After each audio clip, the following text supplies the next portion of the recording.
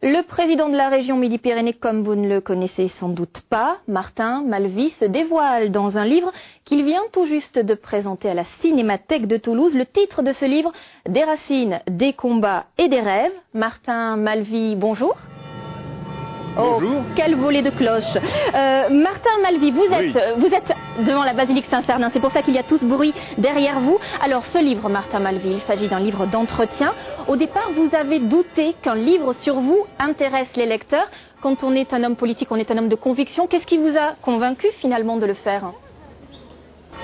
Je me suis posé la question, ou plutôt je l'ai posée aux journalistes qui souhaitaient cet entretien. En réalité, je souhaite depuis longtemps écrire, j'ai envie d'écrire, mais le temps manque. Là, il y avait une discipline d'écriture, c'est-à-dire 10 rendez-vous pendant 2 heures un dimanche.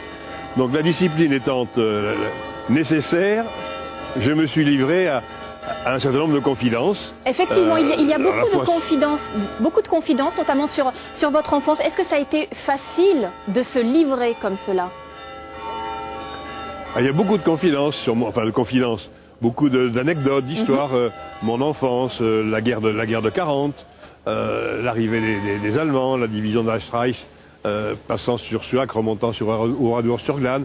J'étais gamin, c'est un souvenir qui est resté très présent.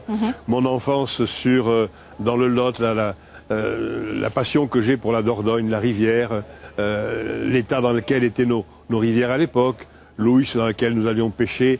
J'avais 11-12 ans avec un vieil ami de mon père qui lui en avait 70. Donc finalement vous avez eu envie, Martin Malvy, vous avez eu envie de parler de vous. Avant de poursuivre cette interview, je vous propose de revenir en images sur votre carrière avec Odile Brizard. Si aujourd'hui l'homme dit s'être engagé en politique un peu accidentellement, le hasard et son histoire familiale ont fait le reste.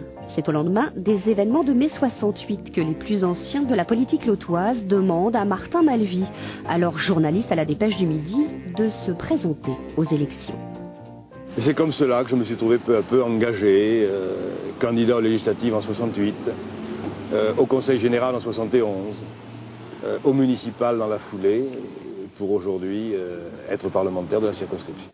Il est nommé 3 fois ministre sous le gouvernement de François Mitterrand, jusqu'à la défaite des socialistes aux législatives et la deuxième cohabitation. En 1998, Martin Malvy devient président de la région Midi-Pyrénées, après le désistement de son adversaire, Marc Sancy, qui refuse d'être élu avec les voix du Front National. Réélu confortablement en 2004, un temps pressenti pour conduire la gauche à la mairie de Toulouse aux dernières municipales, Martin Malvy préfère, à 74 ans, briguer un 3e mandat régional. Ce sera un triomphe, sa plus belle élection, le 21 mars 2010. Il obtient 67,77% des voix et du même coup le meilleur score de la gauche au régional. Alors Odile Brizard vient de rappeler donc votre dernière victoire. Dans votre livre, vous racontez aussi votre première rencontre avec François Mitterrand, vous racontez vos premières réunions, on ne parlait pas encore de meeting, devant à peine 40 personnes. Vous parlez aussi de votre première victoire, vous aviez 34 ans. Finalement, c'est laquelle la plus belle victoire, Martin Malvy, la première ou la dernière? Oh, les deux sont aussi belles. La dernière, bien sûr. Mais la première aussi, il n'y aurait pas eu de suite s'il n'y avait pas eu la première. J'ai cette chance, c'est une chance rarement donnée à un homme ou une femme qui entre dans la vie politique. J'ai cette chance d'avoir été élu pour la première fois il y a 40 ans et réélu jusqu'au jour où j'ai décidé d'abandonner le Conseil général dans le Lot, que j'ai pas été battu au Conseil général, que j'ai été élu député du Lot d'une manière permanente entre 78 et 98, 20 ans, j'ai jamais été battu, et à la région, même chose. Il y a un peu cette caractéristique qui m'amène à penser qu'il y a aussi des relations qui se sont créées entre moi et les Midi-Pyrénées, et inversement. Je raconte que les Bretons avaient dit, quand ils commencent à cirer la popille, j'ai cessé de me désirer ailleurs. Oui. Je dis que je ne me suis jamais désiré ailleurs. Je me suis toujours désiré ici. J'aurais pu aller ailleurs, j'aurais pu professionnellement aller ailleurs. Vous auriez pu, mais vous êtes resté fidèle à Midi-Pyrénées. Martin Malvy, certains vont dire que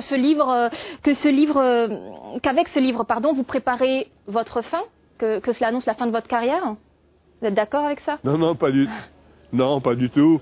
Pas du tout. Non, ce livre est un moment de la vie publique. mais c'est aussi un moment personnel, dans lequel je livre bien entendu un certain nombre de sentiments sur la politique, la situation de la France, les évolutions sur le plan économique de notre société, que je dénonce. Je suis profondément choqué par les dérives de notre société. Je pense que nous ne sommes pas dans une crise seulement, mais en réalité dans une troisième révolution industrielle, que ça dépassait de loin et de loin la crise.